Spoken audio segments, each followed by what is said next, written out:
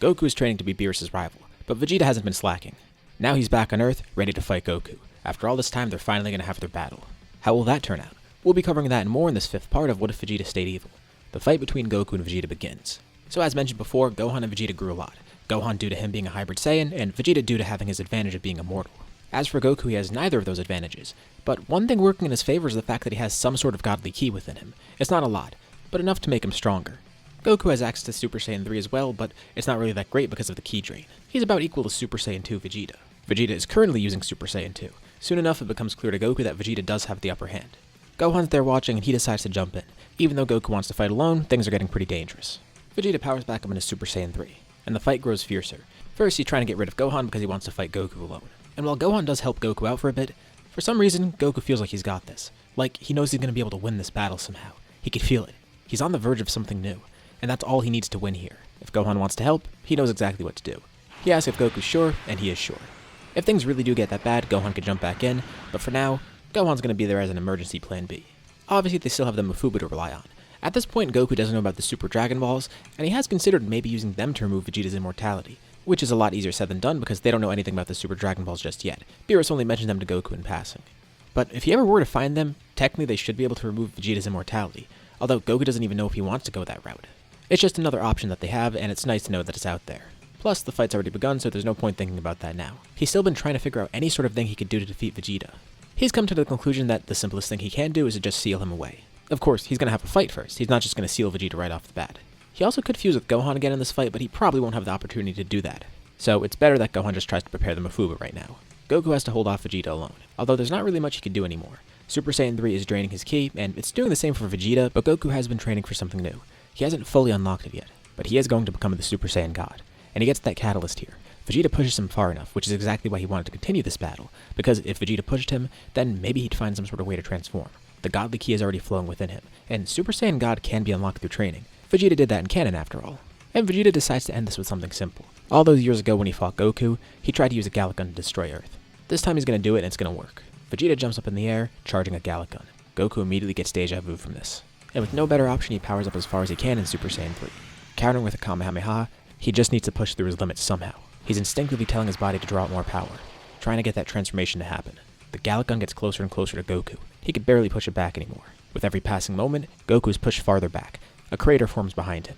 He still continues fighting against it, but at this rate, he's going to get pushed into the planet, and the planet's going to explode. Gohan joins in too to help push it back, and this buys some more time, but it's no longer necessary. He tells Gohan to prepare the Mufube. He'll defeat Vegeta alone. Now Goku's confidence is back. He feels that energy surging. A fiery red aura surrounds him. His hair shrinks back down. As he's still firing his blast, he transforms. This worked as a catalyst. Vegeta then feels a huge amount of pushback. His beam is swallowed up instantly by Goku's, and he's swallowed up by it too, completely disintegrated from Goku's blast. He has no clue of what happened. Did they just fuse? No, that couldn't have been possible. He didn't see them do that, and last time they did it, they had to do some weird dance. There's no way they had the opportunity to do that. But how else did they get that much power? Could Vegeta have drained all his energy with Super Saiyan 3? No, that's not the case either. But he can't sense Kakarot anymore. It's like he disappeared. But he didn't. Slowly, Goku rises up into the air. Now with a weird new form. His hair is red. It doesn't look like a normal Super Saiyan form. He thanks Vegeta. Without him, he wouldn't have been able to become a god like this. They had a good fight, and he'd love to fight Vegeta under better circumstances, but not when he's acting like this. Being immortal makes him a fun opponent, but also at the same time, far too dangerous and also kind of boring. What's the point of fighting if Vegeta technically can't be defeated? Angered, Vegeta tries to hit Goku with an attack. A point-blank ki blast, and Goku's completely unfazed. The gap in power now is far too big, and he'll return with an attack of his own. Goku charges ki in his fist, moving too quick for Vegeta to react. For Vegeta, it looked like the second Goku launched the attack, he already disappeared, appearing behind Vegeta, having punched right through him. Vegeta looks down. There's a gaping hole within his torso, and Goku's ki surges through him, completely disintegrating Vegeta again. Of course, he regenerates. He's still immortal. But the second he regenerates, he's then hit by Goku once more, sent flying down right towards Gohan. Goku then throws down a few circles of ki, trapping Vegeta and holding him still. Goku descends down into the ground. There's only one way to end this. He doesn't like that it has to go this way, but there's no other way they can do it. Vegeta tries to escape the restraints, but can't. What happened to Kakarot? Why can't he sense his ki, and why is he so much stronger now? More importantly, what are they planning to do here? He looks over and sees Gohan with a small container in front of him. Gohan's not really sure of what happened to Goku either, but he doesn't question it. Goku was confident that he could win, and he was right.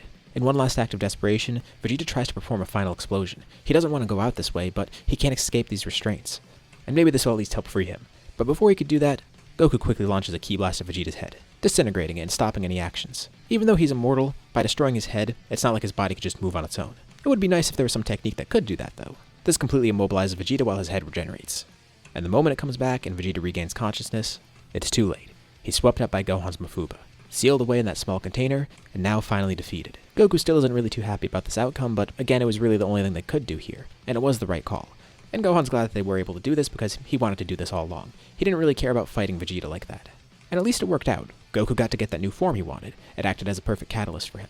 Goku still wishes he would get to fight Vegeta again under better circumstances, but he knows that's not going to happen. And it looks like now, Vegeta's dealt with for good. They're just going to have to find a safe place to store this container. And that's exactly what they do. They find a spot far away, burying it deep in the ocean. A completely remote area inaccessible by anybody. No one will ever be able to find this container or destroy it. So, what now? Since this whole scenario is about Vegeta being evil, shouldn't we end it now because he's gone? Well, that's not where this story ends. Not even close. Let's move forward. Soon the Universe 6 tournament rolls around, and there's not really enough people for Universe 7's team. It'd probably be Goku, Gohan, Piccolo, and as for the other two, I could see Krillin being part of the team, and Beerus still might include Monaka as a motivator for Goku here. Unfortunately, they can't really find any other stronger people anyways, so they might as well fill that last slot with someone that could actually motivate Goku further. For the first fight, Goku defeats Batamo. Goku also does get eliminated by Frost because of the poison, but eventually that gets caught. Which also means Piccolo gets eliminated too, but the two of them are reinstated. Gohan goes up next. He fights against Vegeta. He's able to come up with an insult that gets Vegeta to go out of the ring. After this is Gohan versus Kappa. It's pretty interesting for him to see a Saiyan that's good, especially after what they just dealt with. He, Goku, and Goten were kind of exceptions because no good Saiyans existed as far as they knew. So this is the first time they're seeing another Saiyan who's just naturally good. Gohan enjoys his fight with Kappa. It's weird, even his techniques seem kind of similar to Vegeta, but he's a nice guy. He doesn't have Super Saiyan either. Gohan ends up defeating Kappa, but Kappa hopes he'll get to see them again. Maybe he can learn that same Super Saiyan form that they have. Next up is Gohan versus Hit.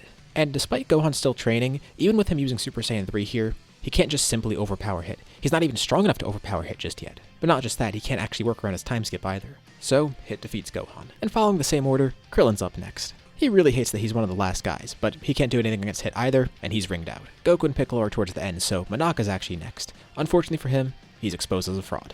Which makes Goku question why Beerus put him on the team in the first place. They probably could have gotten someone else, but even right now, it doesn't seem like that matters because there's nothing they could do against Hit.